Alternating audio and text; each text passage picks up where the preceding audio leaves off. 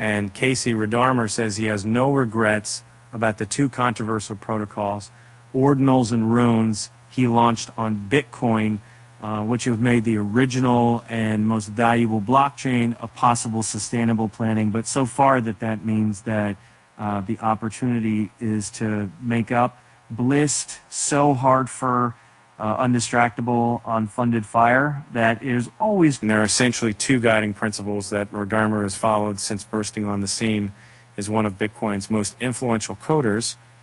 Bitcoin should remain secure in social events and focused on populating assessments. This is an excerpt from the Node newsletter, a daily roundup of the most pivotal crypto news on CoinDesk and beyond.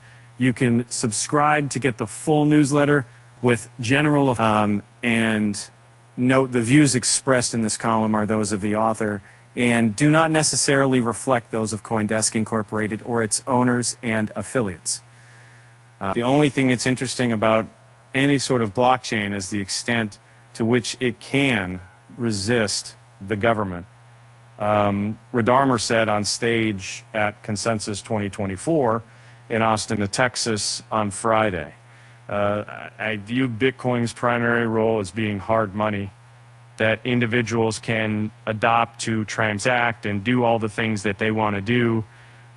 We just have, although Ordinals and Runes have generated down as much antipathy as enthusiasm among Bitcoiners, Rodarmor's protocols are proof positive that it's possible to build things using Bitcoin that are probably difficult to stop, as a Bitcoin transaction is to censor.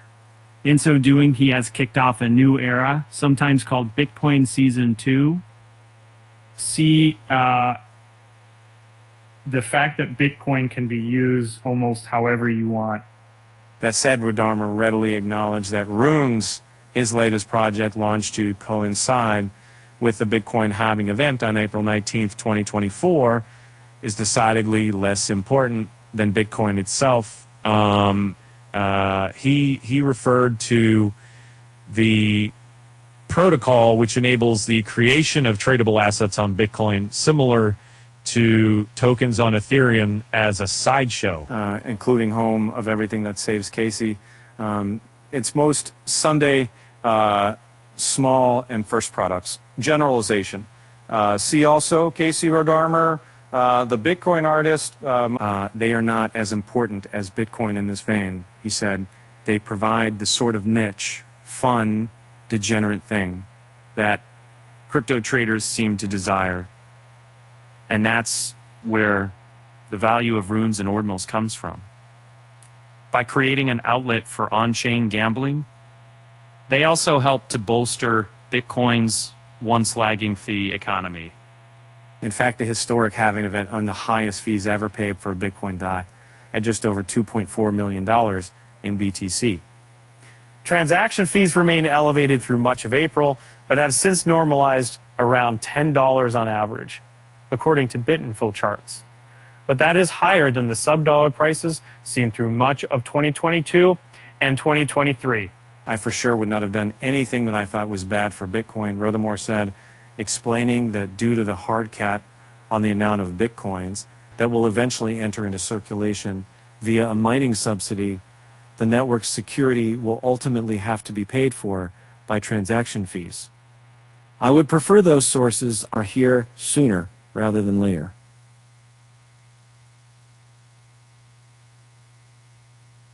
Rodarmor added that his work is really part of a continuum of people building all types of tools, from chain swaps to different ways to configure transactions that have the possibility of attracting more and more users.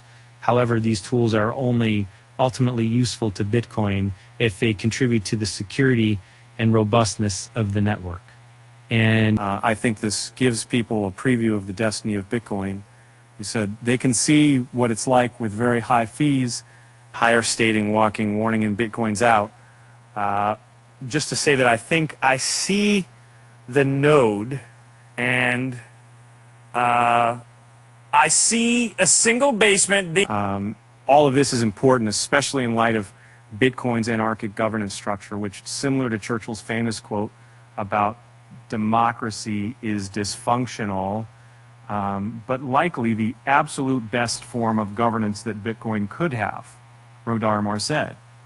Because no one individual or entity is directly responsible for Bitcoin, the only shot of developing a sustainable fee economy is by shipping actual cogs. And what makes people uncomfortable about Bitcoin governance is that there's no formal governance, Rodarmor said. And if there were, it's likely that protocols like Runes and Ordinals wouldn't have been permitted. Several key figures in Bitcoin circles, including longtime developer Luke Jr., have been highly critical of Rodarmor's projects and have even moved to censor these types of transactions.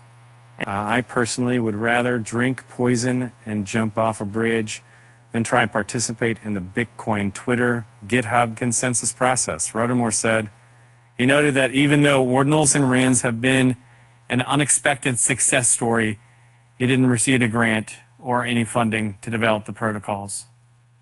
I'm an enthusiast, he added.